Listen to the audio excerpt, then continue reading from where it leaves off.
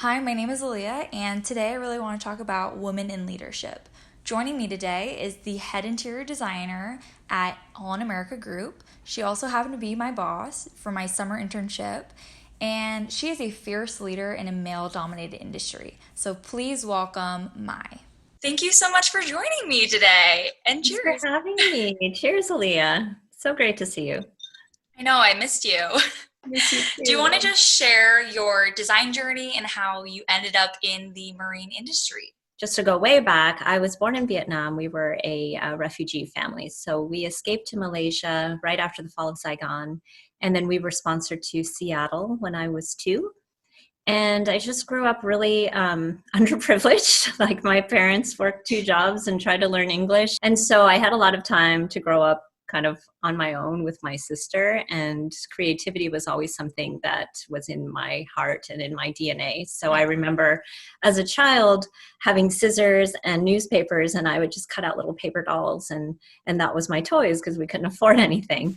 Then I remember having this moment in the 8th grade where I was super bored and I just kept rearranging my room. And so I thought, I wonder if there's a profession. I think I was taking like 8th grade career, like Yeah. what to do in the future kind of class. And so my 8th grade teacher was talking about an interior design, and from there it really stuck. And so I just knew from early on I wanted to do interior design with some kind of an art spin. Have a BFA in fine art in oil painting. I think that that's actually really helped me because I'm just one of those like super color people. Like I see color in ranges that most people can't see. And I think my fine art background has really helped. Interior design, I'm really interested in because the business aspect of it, there's components of psychology, business acumen, actual creativity and design, and then putting yourself out there, pitching design ideas to your clients, to your audience. And I really love that aspect. So I went to school to the Art Institute of Seattle for interior design. And I just happened, I graduated after 9/11, which was, I can relate now because it was Yeah. a really hard time. So 9/11 happened in September and I graduated in December. And basically, people were saying, if you get any job in the industry, you should just count your lucky stars. Like, don't be picky, just be grateful. And Yeah. I was. So I graduated and I had a portfolio review, and Art Institute of Seattle happens to be just down the street from Holland America Okay. headquarters. And at the time, there was this one woman show, and her name was Teresa, and she was just struggling because she had so many ships, and she was the only person doing interiors for all of these cruise ships. Could not imagine. So she was so busy, but she Yeah. happened at a vendor meeting and was forced to go. The vendor said, "You need help. Art Institute is having a portfolio review. Come with me right now." And so for their lunch break, they walked down, happened to be our portfolio review. I met with Teresa. She saw my portfolio and she said, "Can you interview with me tomorrow?" The next day, it was like old school because this is what, 2001. So I had like this big leather case with like my color boards and like, so I'm like schlepping it on the bus because I didn't have a car. I interviewed with Teresa and she was able to offer me a part-time internship. So I happened to be part-time at Holland America and then part-time at another design firm Okay. as their intern as well. And that was a 3-month stint. And then at that time, both places offered me full-time jobs. So I was in this position where I could try like this crazy cruise ship thing with this lovely woman, Teresa, who was like traveling around the world. So I didn't even know what my project was. I just had to figure it out. Or like a more straightforward path of being a designer at an established design firm. And I think naturally I'm such a survivor and I do well when there's a lot of chaos and uncertainty and then I make something out of it. And like 9/11 and crazy cruise ship industry, I'm like, I just followed my gut and I went that route. So I did that for 3 years. And at that time, it wasn't really an interior design department. It was more of like tenant improvement for cruise ship. After 3 years, there was an opportunity at a design firm called NB Design Group, which was a boutique design firm. I jumped shipped. I went to NB Design, and Holland America called me soon after and said, we're looking for a local design firm to partner with. You know the ins and outs of the industry. Do you want to pitch a deal for this new ship that we're designing? So our firm pitched the deal. We won the work, and we became one of their third-party consultants for the next 8 years that I was at NB Design. At that time, I was working at a third party. Meanwhile, internally at Holland America, they still didn't have a program or a department. And just having a conversation, a very candid one with the leadership, I just mentioned to them, you don't really have a visionary internally, and you don't really have an internal department. So, if you want to set up your company for success, knowing that all of the pressures in the future are going to be more interior design focused, because guests have higher expectations of their environments, you might want to think about that. And I was certainly not pitching a job for myself, because I was really happy with where I was at. It was a lovely job. But they called me that night and they're like, so do you want to be that person? And I'm like, okay. So I have one road now where it's like marble, everything white, everything clean office overlooking the waterfront.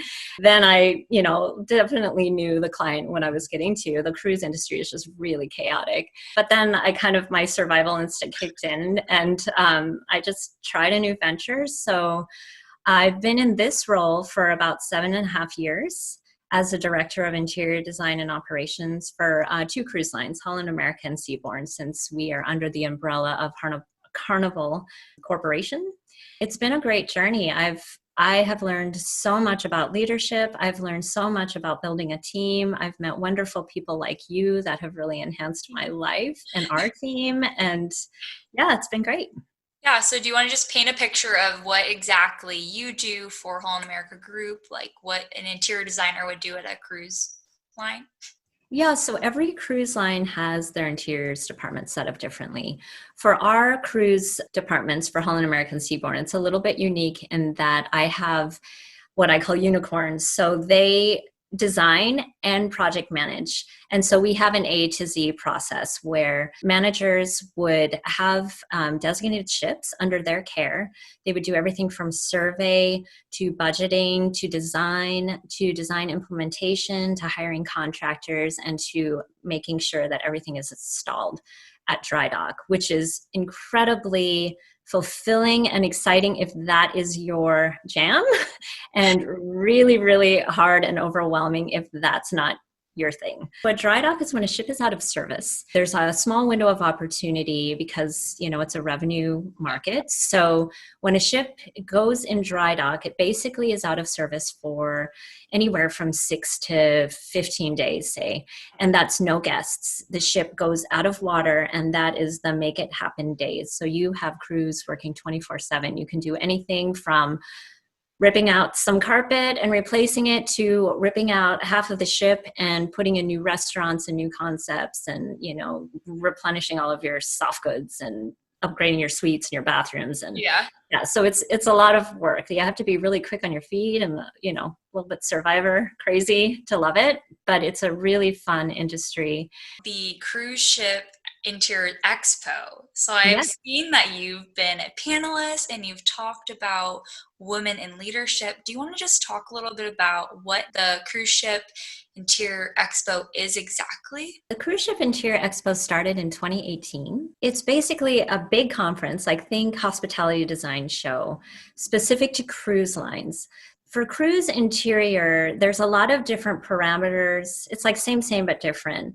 We go to hospitality design expos, but oftentimes half of the vendors don't know how to accommodate towards cruise. And so we can't really use them in our supply chain because they might not understand the logistical aspects, the IMO needs for fire ratings, weight load, all kinds of parameters that you have to think about in a small confined floating city versus in a hotel land-based. Yeah. And so the Cruise Expo was started because oftentimes, like as brands, you always get these vendors coming in, but you can't see them all. This opportunity is for everyone to be under one roof that's related to cruise interior design, anything from contractors to vendors to brands, thought leaders. There's really great conferences that are very specific to cruise interior.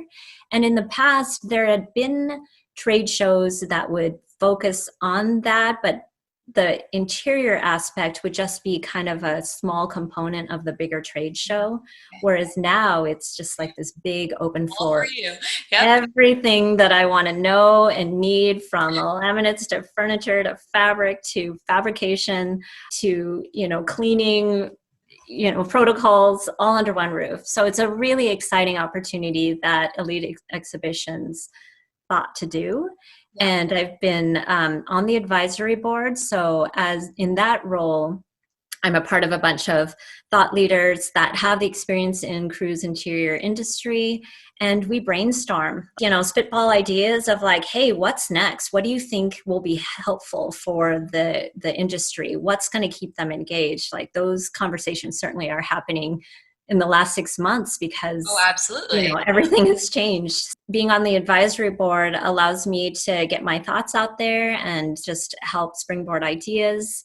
And then I've spoken on several panels as well. So can you talk about your leadership and being a female in a leadership position in a male-dominated industry? Yeah, that's an interesting one. I mean, I remember recently I called into a web call that was like a all hands fleet web call. And, I'm listening to them talk and I'm scrolling down and I'm like, there's 200 participants. And I'm like, I wonder how many women are on this call of 200 people. And so I started counting and it was like maybe 20.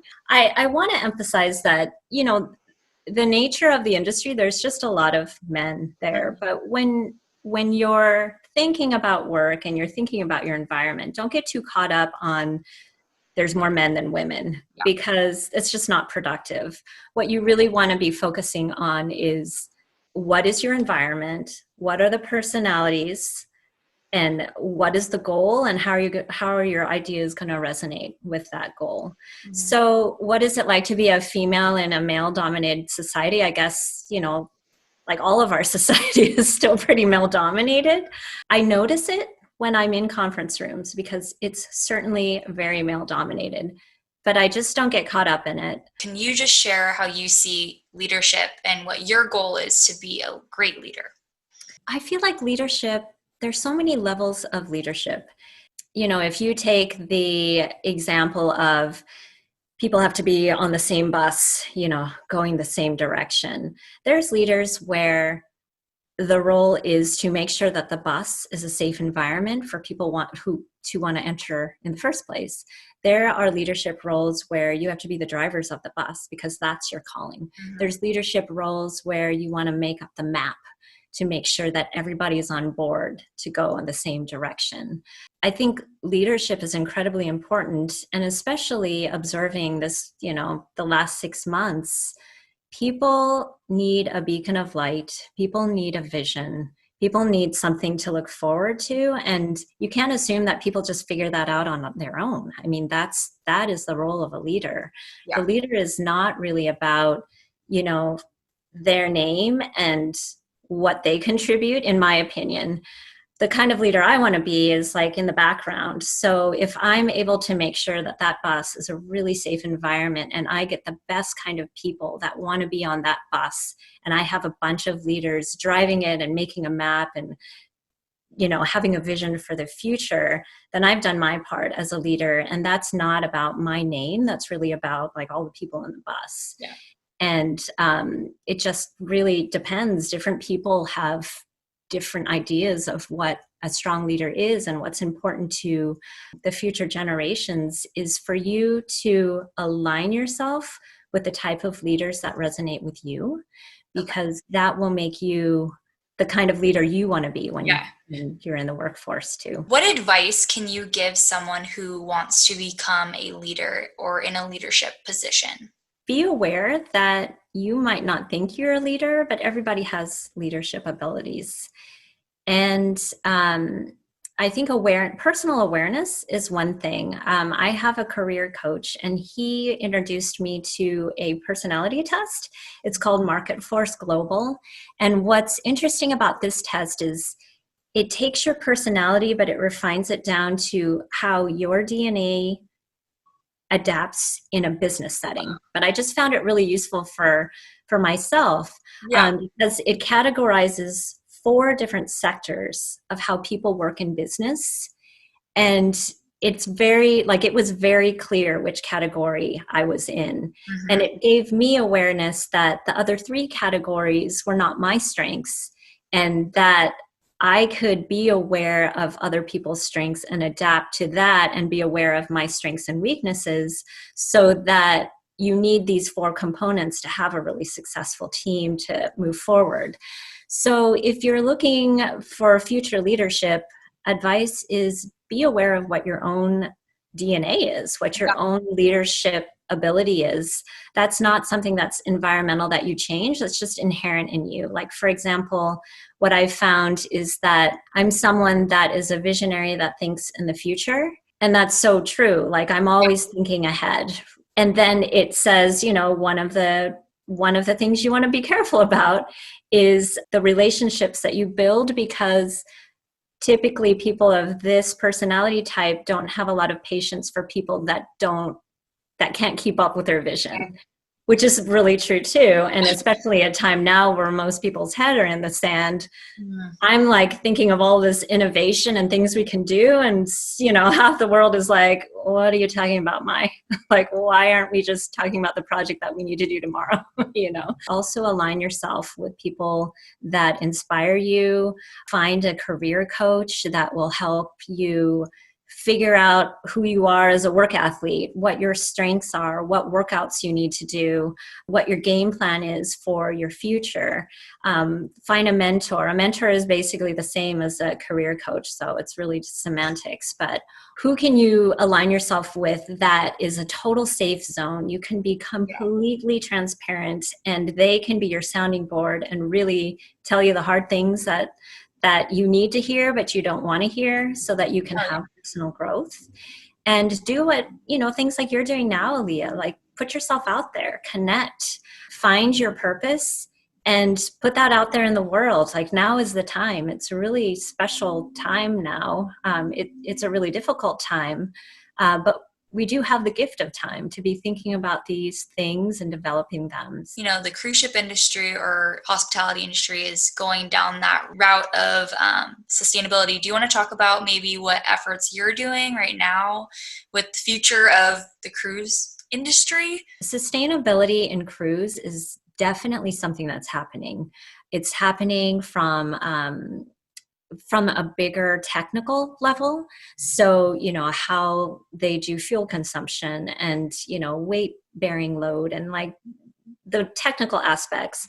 My personal passion is, what are we doing as designers, specifiers, to help tip and drive and pressure the industry to just start innovating and design developing as a criteria. So there's a lot of companies in Europe where that's already in their DNA, but I wouldn't say that is really a world norm right now. It's kind of an anomaly. So what I'm trying to do, is bring awareness and inspire all specifiers and designers, even if your first question by default is this a sustainable product? And do you have sustainable aspects in your business production?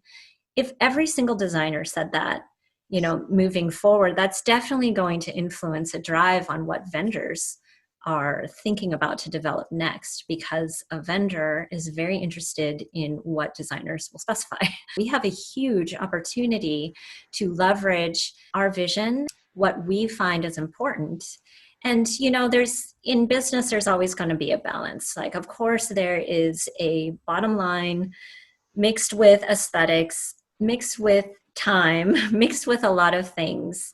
But I would say, your generation and your kids, like, the awareness I'm trying to bring is really for you. It's not for me, because, I'm older, and I mean, it's really for my kids too, right? Yeah. We have a responsibility now to start driving this need, so that when you have kids, it would be a no-brainer. Fire retardancy on a ship is a no-brainer. Like, that's just what you do when you walk in the door to show me a product. It should be the same with sustainability products, because we have a lot of opportunity since we specify floating cities. So there's always material that's being replaced and, reused or whatever. So this might be a hard question, but what do you envision, post pandemic? What do you see the future of cruising or hospitality will look like? Well, gosh, that's $1 million question, isn't it? So I'll just share my personal opinion. I think in some ways things will go back, people will forget, and that will be good for the hospitality industry because it's struggling right now. I mean, we have no revenue right now. It's really hard. But I think in a big picture setting, we really need to innovate now because people's awareness of their personal space, health as a priority up there with leisure, those are things that people will always be thinking about. I don't think that's going to go away with COVID. And people are going to be uber aware that all of a sudden, overnight, the world can change. So no one wants to go into that setting again. And so we can't really be designing for past normal. I don't even think about past normal when I'm thinking ahead now. I can use that as a reference, but in no way is my goal to get back to normal because that's just not realistic to me. I feel like we need to be thinking about health and wellness. We need to be thinking about mental health. We need to be thinking about what people are going to perceive as an environment that they're going to want to spend their precious time on and that they're going to want to spend their precious money on as a vacation. And I was kind of playing with this idea that we're probably walking into a work from anywhere scenario in the world as well. So maybe the world of hospitality and cruising and working from home, working from anywhere could possibly merge. You're going to take a 4-month something with your family and 3 months of that you're going to work. And part of that work is going to be from going across the ocean on a cruise ship. And then you're going to land in a couple countries in Europe and you're going to explore, on the weekends in between, and you're going to hop around. And I think even though that our industry, the hospitality industry, is struggling right now, it is going to thrive so much in the future if we innovate correctly now. So it's, for me being a big picture thinker, I'm not depressed by this current situation. Of course, it's really hard. And there have been really hard things that I've had to go through, like losing most of my team. I'm really more encouraged than I am discouraged because I see that there's such an opportunity for the hospitality industry to be these environments where people just want to go to feel well, to feel renewed and refreshed. And who doesn't need that right now? And who's not going to need that for the next decade and beyond, What do you wish the design school taught you that you know now? One thing that I wish the design schools would do is to start leadership programs earlier on. I know that I didn't have that in my design school, and so it could be different in your curriculum now. But the emphasis on finding who your true leader is in yourself, because you can be a leader that is totally behind the scenes. You can be a leader that's totally up in front. And I think that people tend to think, oh, I'm not a leader or I'm a leader. But there's so much in between that's important to have a really strong team. Education, help the young students find their inner calling earlier on, not just what their talent is in their courses, but what their inner talent, personal skills are that they can contribute to teams. And I wish that there was more of a sincere mentorship career coach program that could help young students just get connected to people and understand the value of that and understand how that works. Mentorship and career coach isn't, in my opinion, something where this person has a program and that person has a need and then you just connect them over LinkedIn. I think it's more of a natural progression where it's like, oh, you know what, I saw this webinar through Aaliyah. I don't know her, but I saw Mai speak and I was curious if she can, answer some questions. And so they reach out to you and you reach out to me, or they reach out to Yeah, either of us. that's And my goal. That's yeah, this it. is what you're doing. That's why Yeah. I'm so happy to be part of this, and I'm so proud of you for what you're doing. It's really important to be making your connections right now. And so for schools, I wish that there was some kind of a leadership and mentorship program that was very focused on personal development. And just in closing, I would say for influencing the future, which is one of my passions really, is I've experienced leadership in a environment that is not going to be the environment of the future. So I have background and knowledge of how to adapt, but I know that the leadership styles of the past are not going to work for what we need in the future. And so I want to be that bridge to help guide and provide wisdom to the future leaders like you. And one thing that I've noticed is that the future generations, the younger generations, have really amazing diverse skills on the outside, but they aren't necessarily focusing on how to strengthen their core on the inside. That's really important, because if you are a really strong, confident leader, and that has nothing to do with ego, that really has to do with you having your bucket full, then when you're leading, you can really focus on other people and the goal versus focusing on yourself, because that's when ego comes in. I would say during this time of pause, focus on your inner bucket to make sure it's filled with the right people that have your back, people that add to your world versus take away and drain, because the more that we have each other's back, the more that we can make a really big difference in the future. And we really need that. Design is really important right now, more than ever. Well, thank you so much for joining me today. It was Of great. course. It was a pleasure.